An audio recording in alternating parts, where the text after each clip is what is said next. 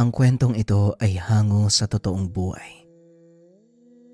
Mula ito sa isa nating kabayan na itago na lang natin sa pangalang Nadia. Walang eksaktong taon, probinsya ng Antique. Ang kamatayan, ang pinakasiguradong kaganapan sa ating buhay. Walang sino man ang maaaring tumakas mula dito. Wala ring makakapagtakda. Ngunit may ilang taong nabiyayaan ng kakayahan na dayain ang kamatayan. Wika ni Nanang Salud. Dayain ang kamatayan? Paano po yun? Kaya ng sinabi ko, may mga taong nabiyayaan ng kakayahan na dayain ang kamatayan. Pwede nilang utusan ng kaluluwa na lisanin ang katawang lupa. O hindi naman kaya, habang buhay na manatili dito. Yang ka na naman, Lola eh. Tinatakot nyo na naman ako. Huwag po kayo mag-alala, matutulog po ako mamayang tanghali. At saka mas gusto ko magbunot ng uban nyo kaysa gumala sa labas, no? Hindi kita tinatakot. Totoo ang sinasabi ko sa iyo. Ito ay dahil sa nangyari sa aking ina nung panahong nabubuhay pa siya. Nang mga panong ito, nasa edad 16 pa lang si Nadia. Nagbakasyon sa tahanan ng kanyang nanang Salud. Walang pasok sa eskwela dahil magmamahal na araw. Nagpa siya ang dalaga na manatili ng 1 buong linggo sa tahanan ng matanda para makaiwas sa mga gawaing bahay. Lagi nitong naririnig ang kanyang lola. Nagbabahagi ng kwento tungkol sa karanasan noong dalaga pa lamang. Isinilang sa pamilya ng mga manggagamot. Sinasabing ang kanilang mga ninuno, mga babaylang nagmula pa sa bansang Borneo, ang pinakaunang taong nanirahan sa bansa bago pa man tayo sakupin ng mga dayuhan. Simula pagkabata, ito na ang kwentong kinamulatan ng dalaga mula sa kanyang lola Salud. At para lubos niyong maunawaan ang lahat, babalik tayo sa nakaraan. Ito ang mga panahong kakasimula pa lang ng pananakop ng mga dayuhan. Ang lahat ng kaganapan ay batay sa kwento ni Lola Nadia at ni Nanang Salud. Bata pa lamang, mulat na ang kaisipan ni Salud sa mga bagay tungkol sa lihim na karunungan. Tinuruan na din ito ng kanyang ina at mga tiyahin sa kanilang pamamaraan ng panggagamot. Tandaan mo, Salud, hindi pangkaraniwan ang pamamaraan natin. Tanging piling tao lang ang nakakagawa ng ganitong uri ng panggagamot. Mula sa ating angkan ang mga taong iyon. Kaya ingatan mo ang anumang matututunan at siguraduhin gagamitin ito sa tamang pamamaraan at lugar. Wika ni Aling Senang. Nang mga panong ito ay 18 taong gulang pa lamang si Salud. Ngunit ang kaalaman niya, maaari nang ipantay sa isang mahusay na manggagamot. Pero Nay, halos lahat yata ng pamamaraan na ituro nyo na sa akin eh. Nasa tamang edad na din ako. Bakit ayaw nyo pa rin akong payagang tumanggap ng pasyente? Tanong ni Salud. Hindi 18 ang tamang edad para sa ating mga babaylan, Salud. Oo, kung sa batayan ng panlabas na mundo, nasa tamang gulang ka na. Pero para sa atin hindi pa, kaya mag-antay ka.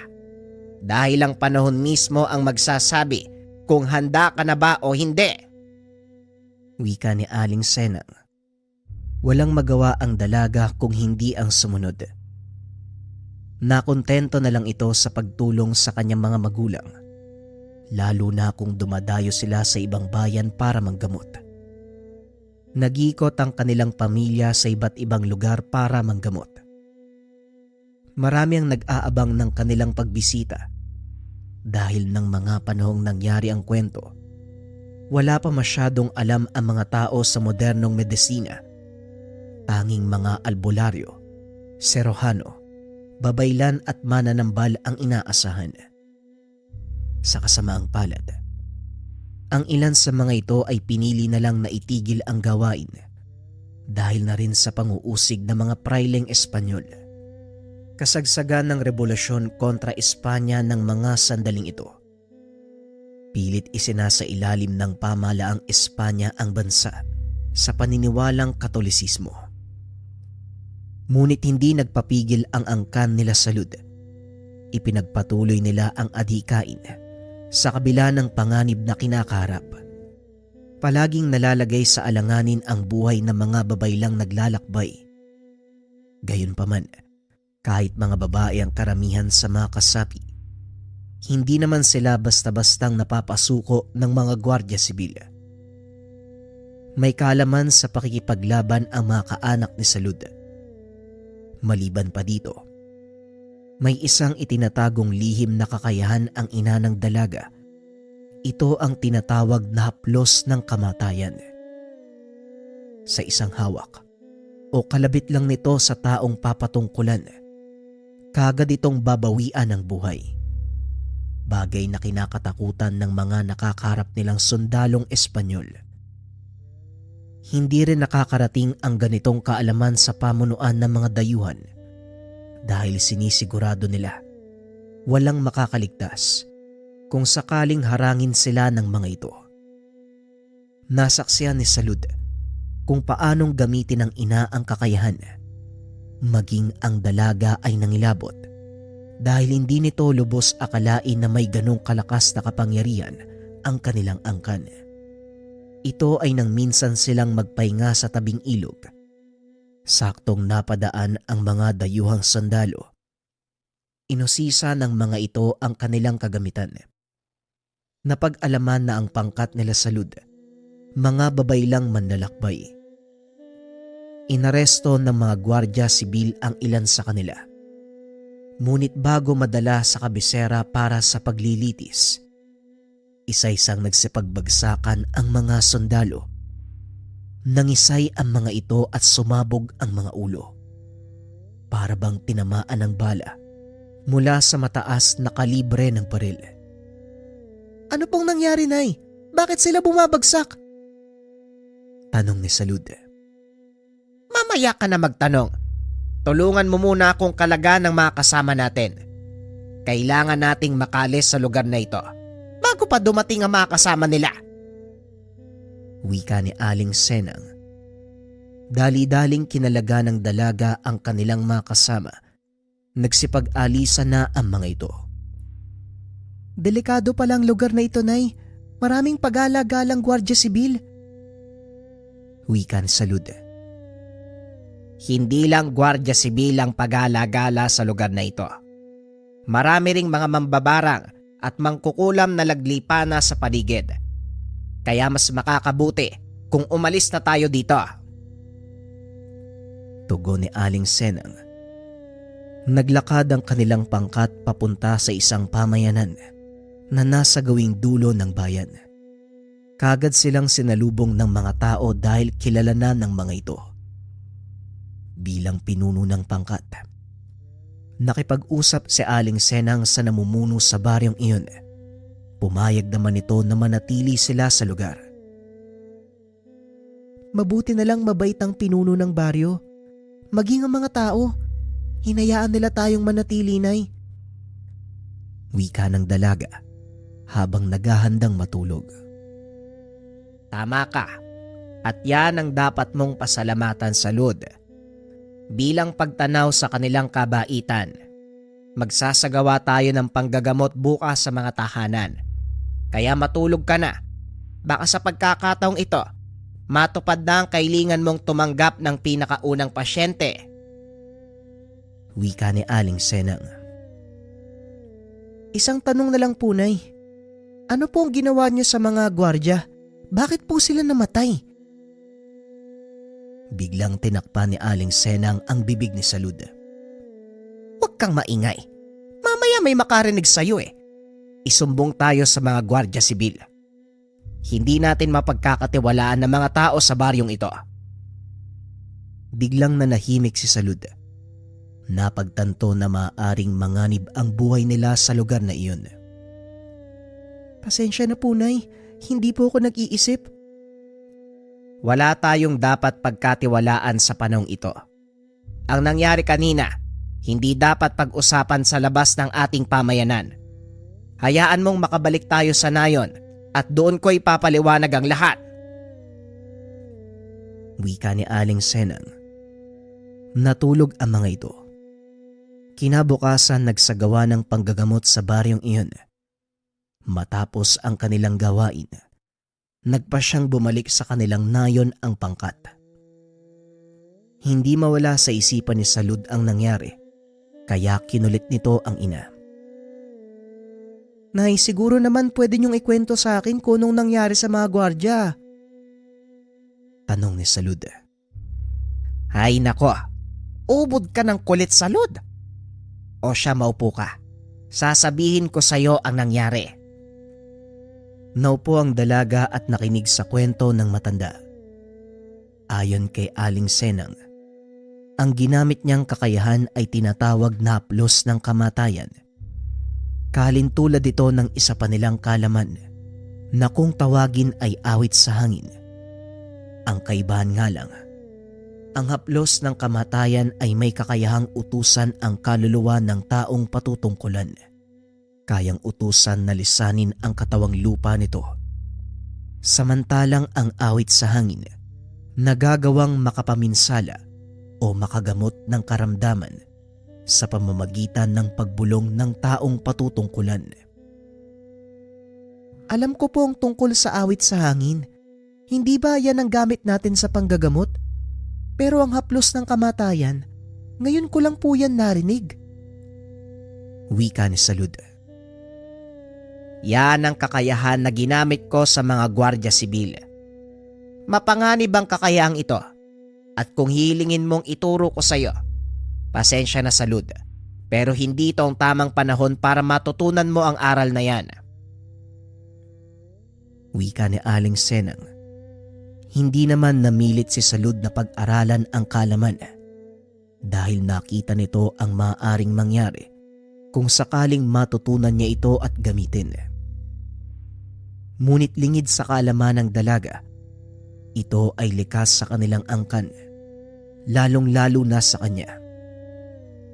Natuklasan ito ni Salud nang minsan siyang malagay sa alanganin. Napag-utusan ang dalagang magatid ng mga langis na pangbanyo sa kanyang pinsan sa kabayanan. Nagpa siya ang ina na palakaring mag-isa ang dalaga upang hindi paginalaan. Okupado na ng mga gwardya sibil ang bayan. Ngunit habang naglalakad sa daan ang dalaga, nakasalubong nito ang gwardya sibil at may kasamang praile. Nagpatuloy sa paglalakad ang dalaga na parang walang nakita. Sandali lang, iya. Saan ka pupunta? Gabi na. Dapat sa mga kagaya mo, nananatili sa tahanan. Wika ng praile. Magandang gabi po sa inyo. Pauwi na po ako sa bahay ng pinsan ko. Doon po ako pansamantalang naninirahan. Tugon ni Salud. Ganun ba? O siya, tumuloy ka na. Kawaan ka ng Diyos. Muling wika ng praile. Nagpatuloy sa paglalakad ang dalaga. Kaso nga lang bigla itong hinawakan ng isa sa mga gwardya sibil. Sandali lang, isa kang pagano. Hindi ka man lang nagbigay ng galang kay Padre Hernando sa pamamagitan ng pagmamano. Halika, sumama ka sa amin. Wika ng gwardya sibil. Nagpumiglas ang dalaga. Kaso nga lang wala na itong nagawa. Malapit na sila sa plaza nang biglang mapahinto si Salud sa paglalakad. Nakarinig ito ng marahang pagbulong sa kanyang tenga na nagsasabi, "Utusan mo ang kanilang kaluluwa. Magagawa mo ito. Magtiwala ka lang." Sa hindi malamang dahilan, biglang hinawakan ni Salud ang kamay ng isa sa mga gwardya sibil. Tumumba ang lalaki. Nanlaki ang mga mata ng praile sa nakita. Nagsipagtakbuhan naman ng mga kasama nitong gwardya. Anong ginawa mo sa kanya, Iya? Halika, sumama ka sa akin. Siguradong pag-iinitan ka ng mga Espanyol sa ginawa mo. Wika ng praile. Dali-daling tumakbo ang mga ito papasok sa isang tahanan. Nagulat si Salud dahil naroon ang pinsan nitong si Constancia. Salud, anong nangyari? Bakit nandito ka? Magandang gabi, Padre Hernando. Tanong ni Constancia. Ay nako, itong pinsan mo, Constancia. Napatay ang isa sa mga Guardia Sibil. Mabuti na lang nandun ako. Nagawa ko siyang itakas. Huwag mo muna siyang papalabasin. Ako nang bahala sa mga dayuhan. Tugon ng praile. Si Padre Hernando ay isang Pilipinong praile. Nag-aral ito sa Espanya at kalaunan ay naging pare. Nang malaman nitong sasakupin ng mga Kastila ang bansa, nagpa siya itong maglingkod bilang isang praile at sumama sa mga dayuhan pabalik ng bansa. Maraming salamat, Padre Hernando. Mag-iingat kayo pabalik sa kumbento. Wika ni Constancia. Nakatulala pa rin si Salud ng mga sandaling iyon. Hindi nito maunawaan kung ano ang nangyayari. Sabihin mo nga sa akin, paano nyo naging kakampi ang isang praile? Tanong ni Salud. Hindi yan ang tanong dito. Anong ginawa mo sa Guardia Sibil? Balik tanong ni Constancia. Hindi ko rin alam, Manang. May narinig akong boses na bumulong sa akin eh. Nautusan ko daw yung kaluluwa ng mga Guardia Sibil. Nagulat na nga lang ako eh. Dahil nangawakan ko yung kamay ng isa sa kanila, bigla na lang itong bumagsak. Pagpapaliwanag ng dalaga. Nanlaki ang mga mata ni Constancia nang marinig ang sinabi nito. Anong ibig mo sabihin hinawakan mo? Niloloko mo ba kami, Salud? Tanong ni Constancia. Hindi po, Manang. Yan po yung totoong nangyari. May narinig pa nga po akong boses eh. Sinunod ko lang po yung sinabi niya. Hindi ako nagsisinungaling. Tugon ng dalaga. Kailangan tong malaman ng nanay mo. Bukas na bukas sasamahan kita pa uwi.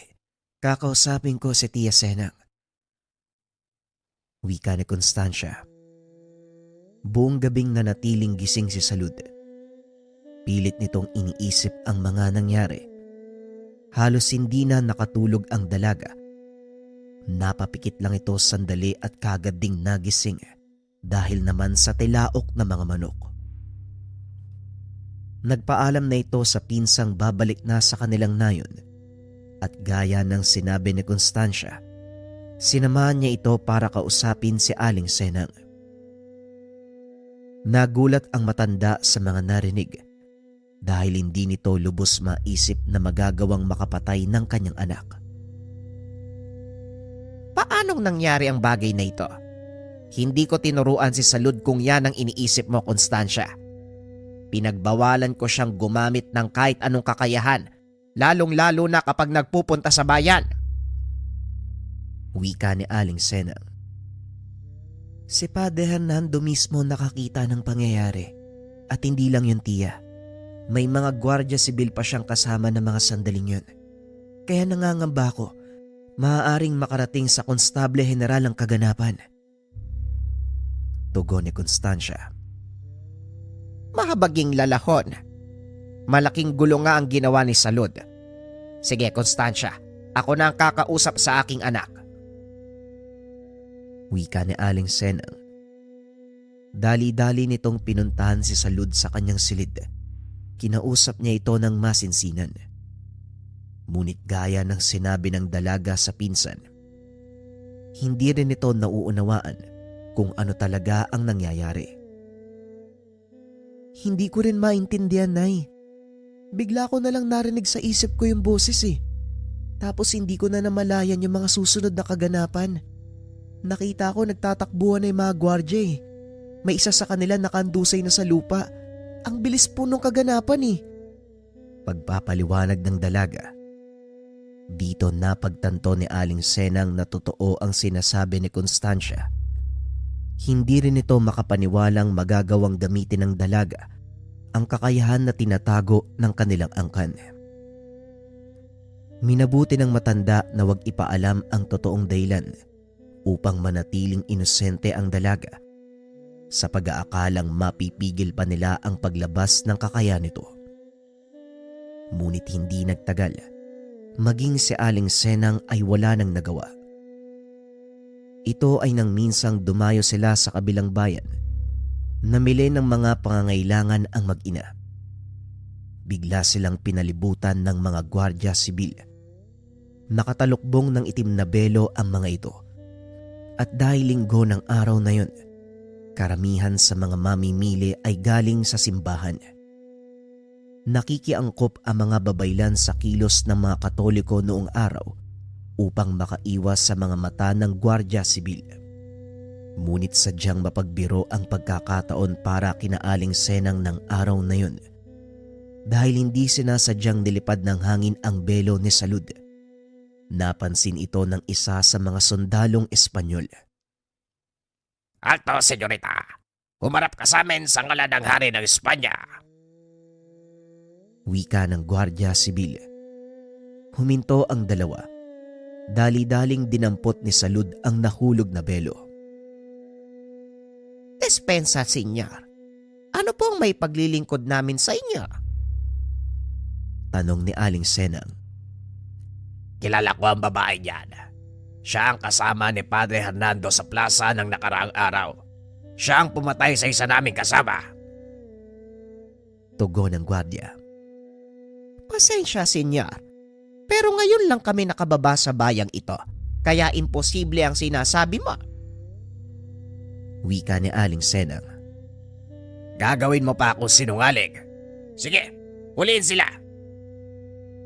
Tugon ng gwardya. Sumakto ng mga oras na yun. Wala nang gaanong tao sa gawin ng merkado. Kaya naman malayang nagagamit ni Aling Senang ang kakayahan. Wika ng ina. Nilapitan nito ang mga gwardya at isa-isang hinawakan sa kamay. Ngunit hindi napansin ni Aling Senang na nakatutok na sa kanya ang baril ng isa sa mga sundalo. Imbis na tumakas, dali-daling tumakbo ang dalaga papunta sa kinakatayuan ng ina. Tinulak niya ito, dahilan para maiwasan nila ang bala. Nang mga sandaling iyon, isa-isa nang nagbagsakan ang mga sundalong nahawakan ng matanda. Ang tanging naiwan na lang ang bumaril sa kanila. Ngunit hindi rin ito nakaligtas dahil nagawa itong mahawakan ni Salud. Tumayo ang dalaga sa likod nito habang nagkakarga ng bala sa baril ang sundalo. Hinawakan ito sa pisngi. Biglang nanginig ang katawan. Dahan-dahang napaluhod hanggang sa tuluyang nawalan ng malay. Nanlaki ang mga mata ni Aling Senang. Napatunayan ito na kusang lumalabas ang kakayahan ng dalaga. Totoo nga ang sinabi ni Constancia. Nagagamit mo na nga ang kapangyarihan ng ating angkan. Wika ni Aling Senang. Dali-daling umalis ang mga ito sa lugar. Bumalik sa kanilang nayon. Kinausap ng masinsina ni Aling Senang ang dalaga. Maigpit itong binilinan na wag lalabas ng baryo. Pero bakit naman ay? Kaya ko namang pigilan ng sarili ko ah. Pagdadaylan ng dalaga. Mas makakabuti kung dumito ka muna. Hindi natin alam kung ano ang susunod na mangyayari. Ngayon pa lang lumalabas ang kakayahan mo. At kahit ano pa man ang sabihin mo, Salud, hindi ako naniniwalang kaya mo itong pigilan. Nay, ang nangyari kanina, kusa kong ginawa yun eh. Kung inakala mong nakarinig ako ng boses uli, mali po kayo. Kumilos po ako ng akma sa sitwasyon. Tama na, Salud. Yon ang huli mong paggamit ng kapangyarihan ng ating angkan. Bukas sa bukas dadalhin kita kay Nanang Emilia. para tuluyang ikulong ang kakayahan na yan sa loob ng katawan mo. Pero bakit naman po, Nay? Hindi ba maganda yun? Nagagamit ko ang kapangyarihan para ipagtanggol ang ating kasamahan, lalong-lalo na naglalakbay tayo. Walang maganda sa isang sumpa sa lod. Ang kakayahang ito, isang sumpa sa ating angkan.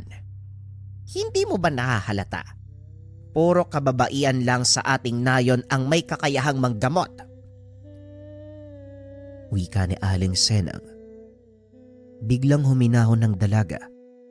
Dahil ng mga oras na yun, doon lang pumasok sa kanyang isipan ang katanungan kung bakit puro mga babae lang ang may kakayahang manggamot. Bakit nga ba, Nay? Bakit mga babae lang ang nabiyayaan ng kapangyarihang manggamot? Tanong ni Salud. Napapanahon na nga siguro upang malaman mo ang katotohanan tungkol sa angkan natin. Makinig kang mabuti, Salud. Ang pinagmula ng ating pamilya ay mga babay lang sumasamba sa diwata ng kamatayang si Mangguayen. Wika ni Aling Senang. Hindi ba si Mangguayen ay diwata ng kamatayan? Siya din ang tagasunod ng mga kaluluwa papuntang sulad? Tama ang iyong sinabi, Salud. Siya nga ang diwata ng kamatayan. Pero bakit naman siya sinasamba ng mga ninuno natin? Noong unang panahon, bago pa man isilang ang aking ina, napapasailalim tayo ng pamumuno ng isang malupit na dato. Nais nitong palawakin ang kanyang sakop sa pamamagitan ng pakikidigma. At ang mga ninuno natin ang naging paraan upang maisakatuparan ang ambisyon ng datong iyon sa pamamagitan ng paghingi ng tulong kay Mangguayen. Nag-alay ng buhay ang mga nauna sa ating hanay upang dinggin sila ng diwata ng kamatayan. Sa tuwing makikipagdigma ang dato, isa sa mga babaylan ang inaalay sa kanyang dambana at kalaunan, hindi na nasiyahan ng diwata sa mga nangyayari. Ginamit nito ang isa sa anak ng punong babaylan upang matigil ang kaibangan ng dato. Binigyan niya ito ng kapangyarihang patayin ng sukab na pinuno sa pamamagitan ng haplos. Pagpapaliwanag ni Aling Senang. Balik tayo sa kasalukuyang panahon. Bakit naman po tinanggap ng ninuno natin yung kapangyarihan? Alam naman nila na sumpa yun, di ba? Tanong ni Nadia. Yon ay sa pagnanais na makamta ng ganap na kalayaan sa kamay ng malupit na pamumuno. Mamaya ng mga katanungan, pakinggan mo muna ang kwento. Tugon ni Nanang Salud. Balik tayo sa nakaraan. Wika pa ni Nanang Senang. Sa pagtagal ng panahon, ipinasa ang kakayang iyon sa kanilang angkan sa pag-aakalang isa lang ang maaaring magtangan ng ganong kapangyarihan. Lingid sa kaalaman ng mga ito na bawat isa sa direktang hanay ng kanilang angkan nagtataglay ng ganitong kakayahan. Ito ang isa sa ikinakatakot ko, Salud. Lumabas ang kakayahan mo at hindi mo ito magawang pigilan. Kaya maigpit kong ipinagbabawal ang pagtuturo sa iyo ng mga makalumang kakayahan. Wika ni Aling Senang. Hindi naman may iwasan niya, Nay. Ito ang buhay natin. Gustuing mang takasan pero hindi na maaari. Magtiwala ka lang sa akin, Nay. Alam kong ginagawa ko. Tugon ng dalaga. Wala namang nagawa si Aling Senang kung hindi hayaan si Salud na gamitin ang likas nitong kakayahan. Sa paglipas ng mga taon, malaki ang naitulong ng dalaga sa kanilang pangkat. Hindi rin may iwasan na sundan sila ng panganib. Ito ay nang malaman ni Aling Senang, pinahuli ng Konstable General si Padre Hernando sa salang pagtataydor sa bansang Espanya. Dumalo si Salud at Aling Senang sa pagpapataw ng parusa sa praile.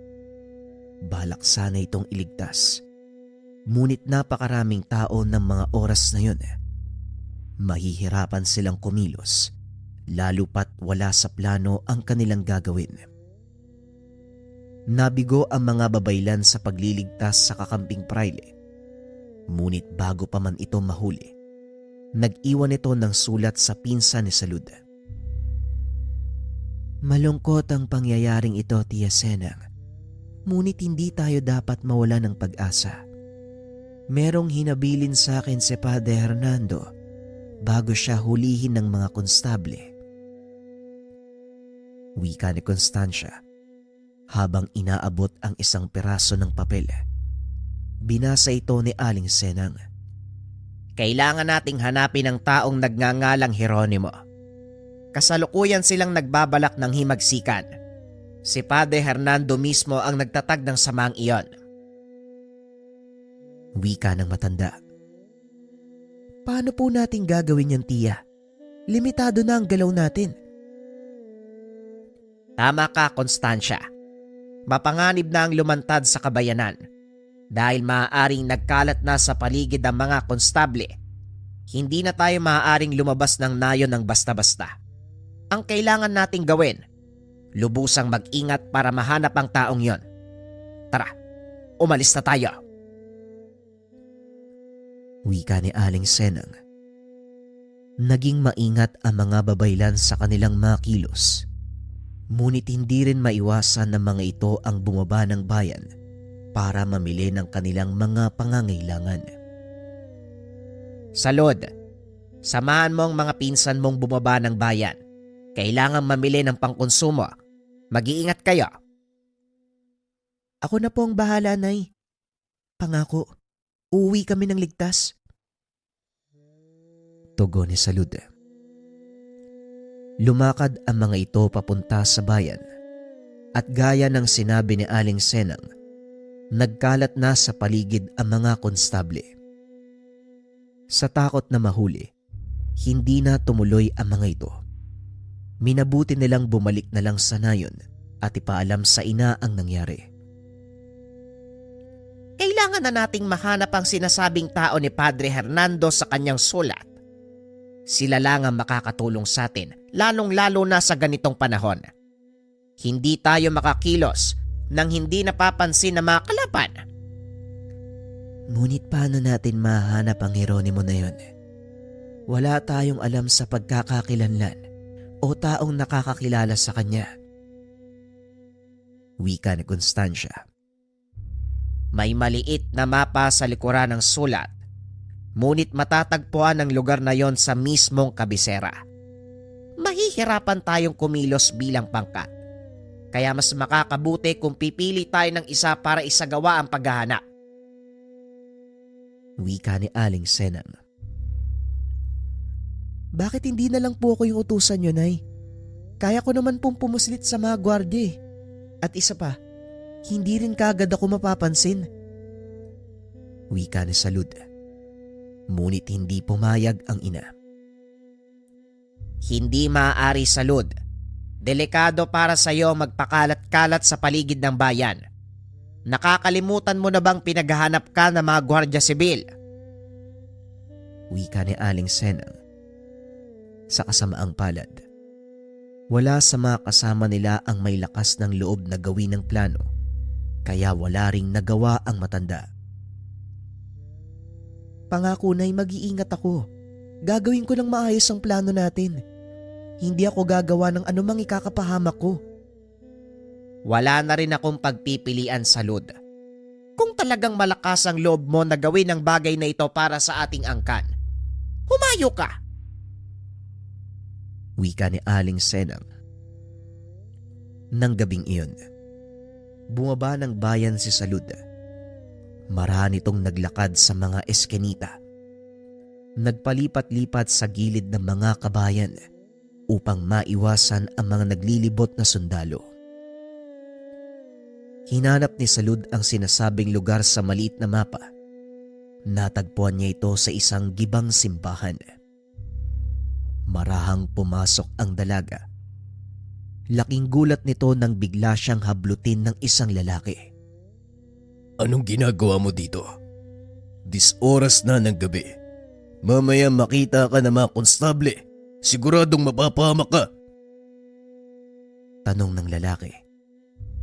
May hinahanap lang po kong tao. Ang pangalan niya ay Jeronimo. Dito ko'y tinuro ng mapa ni Padre Hernando. Tugon ni Salud. Sabay pakita ng kaperasong papel. Anong kailangan mo? Bakit mo siya hinahanap? Kailangan namin ng tulong ng kanyang samahan. Nasa panganib ang aming nayon mula sa pagsalakay ng mga sundalo ng Espanya. Alam kong may dahilan si Padre Hernando kung bakit niya pinapahanap sa akin ng taong yun. Kawawa naman si Padre Hernando. Dahil sa pagmamahal sa bayan, pinapatay ng mga dayuhan sa sariling lupa. Halika, sumunod ka sa akin. Wika ng lalaki. Dali-dali namang sumunod si Salud sa lalaki. Dinala siya sa likod ng sirang simbahan. Binuksan nito ang maliit na pintuan sa lupa. Teka, anong gagawin natin dito? Tanong ni Salud. Magtiwala ka na lang. Hindi ba gusto mong makita si Jeronimo? Naroon siya sa loob at ito ang lihim naming himpilan. Wika ng lalaki. Tumuloy naman si Salud. Laking gulat niya nang makita ang napakaraming kalalakian. Nakaupo ang ilan sa sulok. Ang ilan naman ay nagsasanay sa pakikipaglaban samantalang ang iba nagbabasa ng mga aklat. Maligayang pagdating, Supremo. Sino tong kasama mo? Tanong ng isa pang lalaki. Hindi ko pa siya kilala, pero hinahanap niya si Jeronimo. Biglang nagtawanan ang lahat. Dito na nainis si Salud. Hindi gawang biro ang pinagdaanan ko para makapunta lang sa lugar na to. Tapos pagtatawanan niyo ko? Paumanhin binibini. Pero hindi ikaw ang pinagtatawanan namin. Nga pala ako si Atong, ang kanang kamay ni Supremo Jeronimo. Pasensya ka na kung inakala mong pinagtatawanan ka namin. Natutuwa kami dahil ang taong nagdala sa'yo dito, walang iba kung hindi yung hinahanap mo.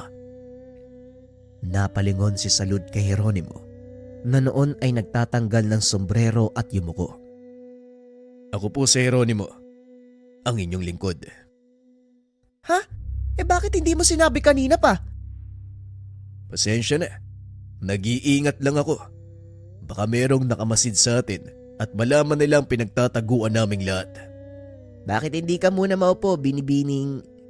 Salud ang pangalan ko. Binibining Salud. Eto, uminom ka muna ng tubig. Salamat, Atong Pag-uusap ng dalawa. Maya-maya ay kumuha ng bangko si Jeronimo. Naupo ito sa harapan ng dalaga. Anong sadya mo sa akin? Nagbuwis ka pa ng buhay sa paghanap at pagpunta dito. Buhay na mga kasama ko nakasalalay sa misyon. Nanganganib kami sa kamay ng mga gwardiya sibil. Lalong-lalo pa, marami na sa kanilang napatay ng aking pangkat. Tugon ni Salud. Kung hindi ako nagkakamali, kasapi ka ng mga babaylang sinusuportahan ni Padre Hernando, tama ba? Kaano-ano mo si Constancia? Pinsan ko si Constancia. Kasalukuyang nasa aming nayon. Pakiusap, tulungan niyo kami. Ano naman ang magiging kapalit kung sakali? Wala kaming maibabayad sa inyo Ngunit alam kong kilala niyo ang aming angkan. Alam din namin na nagbabalak kayong mag-aklas laban sa mga Espanyol. Malaki ang maitutulong namin ng aking ina. Pero sa ngayon, kailangan naming ligtas na makaalis sa aming nayon nang hindi namamataan ng mga gwardiya sibil. Wika ni Salud. Paano ako makakasiguro na hindi ka sisira sa iyong salita? Sa pagkakaintindi ko, hindi naman ikaw ang pinuno ng inyong pangkat. Nanay ko ang kasalukuyang namumuno At akong susunod sa kanyang pwesto. Kung may isang bagay man ako maipapangako sa inyo, yon ang katapatan naming mga babaylan. Lumingon si Hernando sa kanyang mga kasama. Kinuha ang pagsang-ayon ng mga ito. Isa-isang nagtanggal ng sombrero ang mga kalalakian. Inilapag sa mesa bilang pagsang-ayon. Pumapayag na ang aking samahan. Sige, gagawa kami ng paraan para maitakas kayo mula sa inyong nayon. Ang kailangan ko lang malaman ay eksaktong bilang nyo, nang sa ganon makapaganda ako ng lugar para sa inyong lahat. Wika ni Jeronimo. Nang gabing iyon, pinag-usapan ng dalawa ang magiging hakbang. Kinabukasan maagang bumalik si Salud sa kanilang nayon. Mabuti naman at ligtas kang nakabalik. Anong nangyari sa lakad mo? Tanong ni Aling Senang. Tagumpay po, Nay. Nakasunod na sa akin si Jeronimo, pati na rin ang kanyang mga kasama. Kailangan pong maganda ng ating mga kanayon. Mahusay, Salud. Pasensya na kung pinagdudahan kita. Nag-aalala ko sa maaaring mangyari sa iyo. Maganda na po kayo, Nay. Anumang oras darating na ang pangkat ni Jeronimo. Tugon ng dalaga. Habang nag-uusap ang mag-ina, biglang pumasok si Constancia at may dala itong balita. Sana lang may dala kang magandang balita, Salud. Dahil paparating na ang pangkat na mga Gwardiya Sibil. Kasama nila ang Konstable General, si General Leoncio. Anong sinabi mo? Magmadali kayo. Sabihan niyo mga kasama natin na magsipaganda. Wika ni Aling Senang. Kanya-kanyang kilos ang mga ito para lumikas. Nagtago ang mga babaylang kababaihan sa loob ng gubat. Samantalang ang mga kalalakiyang may kakayahang lumaban nanatili upang ipagtanggol ang nayon. Nasaan si Salud? Tanong ng matanda habang hinahanap sa paligid ang dalaga. Naroon siya, kasama ng mga kalalakihan. Wika ni Constancia habang nakaturo sa pinsan. May hawak itong sibat sa kaliwang kamay at meron ding itak sa kanan. Nababaliw na talaga yung pinsan mo. Bilisan mo, Constancia. Tawagin mo siya. Wika ng matanda. Akmang lalabas na sana ito sa pinagtataguan nang biglang makarinig ng malakas na pagsabog. Dali-daling bumalik ang dalaga sa tabi ng matanda. Lumingon si Salud sa kinaroroonan ng ina at tumango. Patnubayan ka nawa ng diwatang si Mangguayen. Wika ni Aling Senang. Maya-maya pa ay nakita na nila ang napakaraming Gwardiya Sibil, armado ng mahabang baril. Habang papalapit ang mga ito, abot leeg ang kaba ng mga babaylan dahil alam nilang walang panama ang mga sibat at itak sa sandata ng mga kalaban. Ngunit sa hindi kalayuan, nakarinig ng sigaw si Salud. Fuego! Ubusin sila! Walang ititira ng buhay! Nang lingunin ng dalaga, nakita niya si Jeronimo kasama ang pangkat. Napangiti na lang ito. Tila nabuhayan naman ng loob ang mga kasama ni Salud, kaya kagad nagsipagsugod ang mga ito. Hindi inasahan ng Konstable General ang pakikisali ng pangkat ni Jeronimo, kaya nagulat ito at kamuntikan pang mahulog sa kabayo. Mga walang hiyang Indio, ang lalakas ng loob niyong kalabanin ng hari ng Espanya. Sige, soldados, ubusin sila! Wika ng general habang nakikipaglaban ang mga kasama. Nakita ni Salud ang sariling naglalakad sa kalagitnaan ng mga ito, papunta sa kinaroroonan ng Konstable General. Nang makalapit na, hinawakan ng dalaga ang kabayong sinasakyan, pinaluhod gamit ang kakayahan sa awit sa hangin. Bumaba ng kabayo ang general, inilabas ang kanyang sable.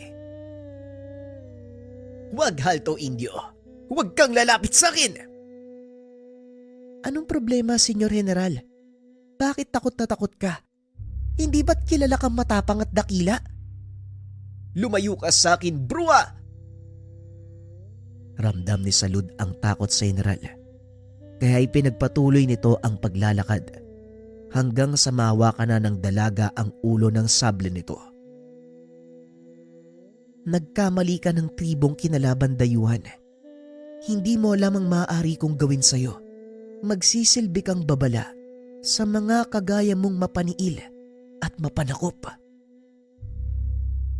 Wika ni Salud. Sabay hawak sa magkabilang sentido ng General. Tumirik ang mga mata at nanginig ang katawan. Dahan-dahang napaluhod habang sumisigaw.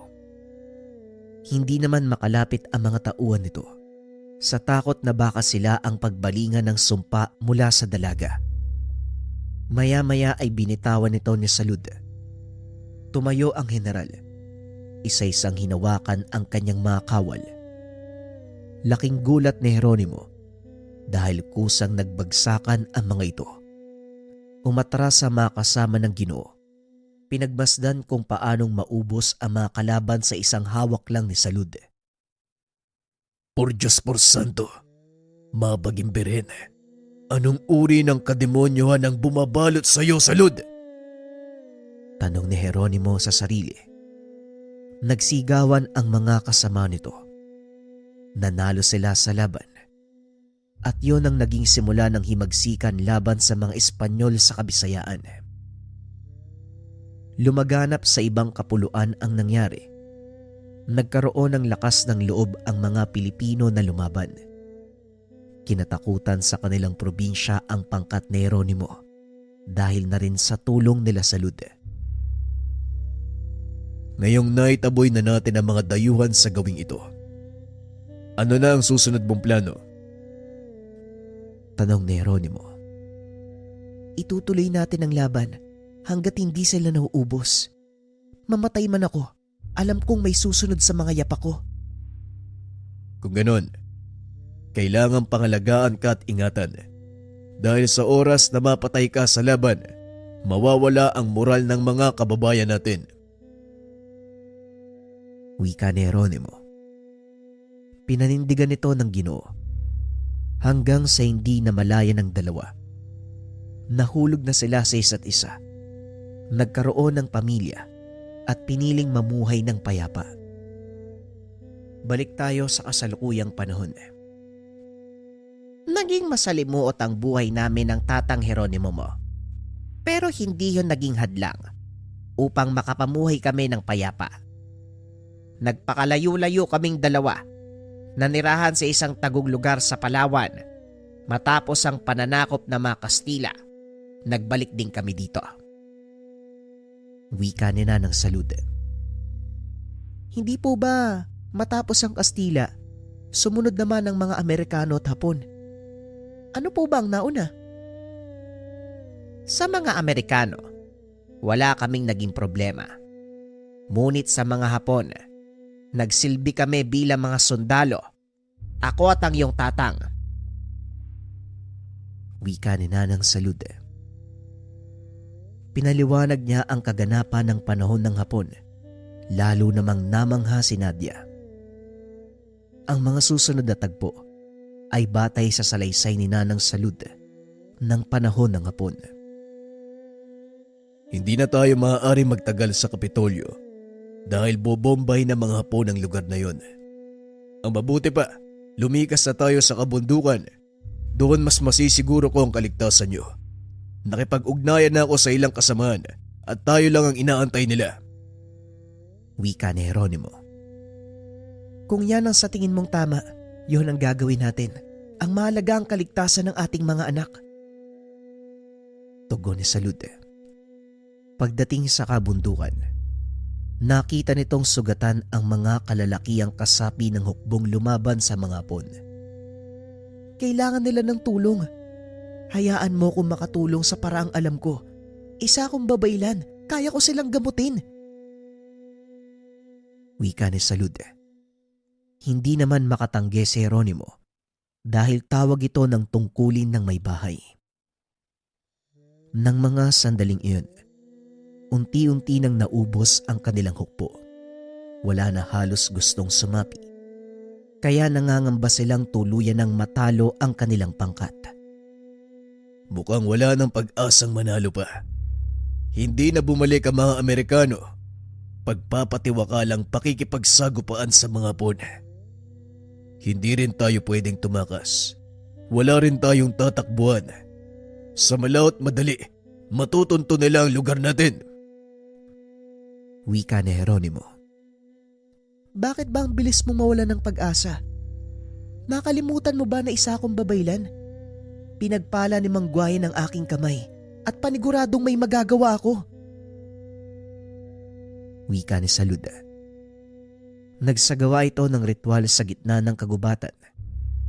Hindi alam ng kanilang mga kasama ang kakayahan nito. Kaya minabuti ni Salud na itago ito sa kanila. Nagkatay ng manok ang ginang. Ipinatak ang dugo nito sa apoy habang nag-uusal ng mga engkantasyon. Biglang tumahimik ang kapaligiran na tila ba may kung anong paparating. Ilang sandali pa, nakita ng dalaga ang dalawang kalalakian nakatayo sa harapan ng ginawa niyang siga. Tinawag mo kami, babaylan. Anong kailangan mo sa amin? Tanong ng lalaki. Maraming salamat sa pagtugon, kaibigang Aurelio. Paumanhin kong nagambala ko ang inyong pagpapahinga. Ngunit naharap na naman sa kaguluhan ng bansa. Ano nagbigay sa iyo ng kasiguraduhan na tutulong kami? Sa ayaw at sa gusto nyo, tutulong kayo. Kung ayaw mong ubusin ko ang lahi mo, mukhang nakakalimutan mo na yata ang kapangyarihang kong taglay. Tugon ni Salud. Nagkatinginan ang dalawang lalaki at lumuhod. Ipagpaumanhin mo, anong may tutulong namin sa inyo? Kailangan ko ng ilang malakas na gabunan mula sa inyong angkan, Aurelio. Gusto kong tumulong kayo sa pakikipaglaban sa mga dayuhang sumakop sa ating bansa. Wika ni Salud. Tatalima ako sa gusto mong mangyari. Ngunit ipangako mong magiging malaya kami mula sa inyong mga kamay sa oras na matapos ang lahat. Walang problema. Nangangako ako. Tugon ng dalaga, sabay sugat ng kanyang kamay. Ipinatak ito sa nagniningas na apoy. Ang pakikipagkasundo na yun ang naging simula ng tagumpay ng hukbong bayan laban sa Hapon, o mas kilala sa tawag na hukbalhap. Balik tayo sa kasalukuyan. Grabe, Lola. Kayo palang nagpatawag sa mga aswang? Totoo pala yung bulong-bulungan ng mga aswang ang nagpalaya sa mga Hapon, hindi mga Amerikano. Huwag kang maingay. Mamaya magising ang tatanghiron mo. Mapagalitan pa tayo. Oo, ako ang nagpatawag sa mga aswang upang labanan ng mga Hapon. Wika ni Nanang Salud. Hindi lubos maisip ni Nadia na ang kinabibilangan niyang angkan, isa sa mga naging susi para magtagumpay ang pagpapalaya ng ating bansa. Maraming mga Hapon ang nagtago sa kagubatan. Nahirapan ang mga Amerikano sa paghahanap. At dito naging kapaki-pakinabang ang malalakas na pang-amoy ng mga aswang. Tinugis nila ang mga natitirang sundalong Hapon hanggang sa tuluyang maubos. May ilang piniling sumuko at binigyan ng pagkakataong makauwi sa kanilang bayan. Ngunit karamihan sa kanila ay namatay o nagpakamatay dahil sa kahihiyan. Pagpapaliwanag ni Nanang Salud. Alam mo, Lola, lalo kong pinagmamalaki yung pinanggalingan nating pamilya. Biruin mo, mga tagumpayani tayo. Yan ang dapat mong ipagmalaki, Iya. Mula ka sa angkan ng mga babaylan na pinagpala ni Mang Guayen. Paano naman po yung kakayahan nyo na makapag-utos ng kaluluwa? Matapos kong isilang ang iyong ina, isinuko ko ang pagiging babaylan. Total, tapos na rin ang digmaan ng mga panong iyon. Kaya wala na akong paggagamitan ng ganong kalakas na kapangyarihan. Wika ni Nanang Salud. Ganun po ba? Pero kahit na, masaya pa din ako at ipagmamalaki ko sa lahat na yung lola ko isang magaling na manggagamot. Nadia, abat gising ka pa pala. Matulog ka na ng bata ka. Bukas maaga pa tayong gigising eh. Kaninang hapunan nyo pa pinag-uusapan yung talambuhay ng lola mo ah. Wika ni Tatang Jeronimo. Inggit lang po kayo kasi hindi ko nabanggit ang pangalan nyo. Pero lolo, ipinagmamalaki kita. Tugon ng dalaga. Simula nang malaman ni Nadia ang pinagmulan, nagpa siya itong manatili sa kanilang probinsya para doon mamuhay. Nakapagtapos sa kolehiyo ang dalaga sa kursong edukasyon at nagturo sa sikat na pamantasan sa probinsya. Bagaman sa modernong panahon, hindi kinalimutan ni Ma'am Nadia ang nangyari sa kanyang mga ninuno. Nanatiling sariwa sa alaala ang kanyang mga narinig at habang buhay na dadalhin. Taas noong ikikwento sa kanyang mga magiging anak ang buhay ng kanyang Lolo Heron at Lola Salud. Lalo na ang pinagmulan nilang angkan na may kakayahang gamitin ang haplos ng kamatayan.